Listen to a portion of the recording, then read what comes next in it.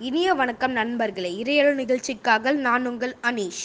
பஞ்சாங்கத்தின் படி இந்த நாள் எப்படி இருக்கும் வாங்க பார்க்கலாம். ஆகஸ்ட் 22 வியாழக்கிழமை.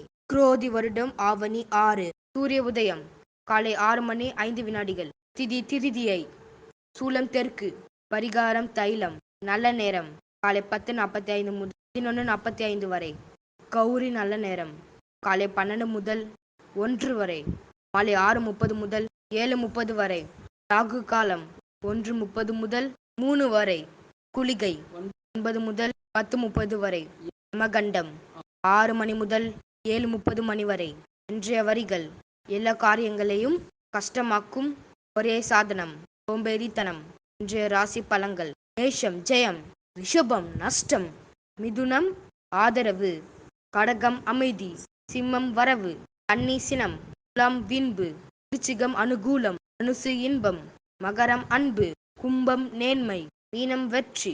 இன்றைய பதிவு தங்களுக்கு பிடித்திருக்கும் என்று நாங்கள் நம்புகிறோம். நன்றி, வணக்கம்.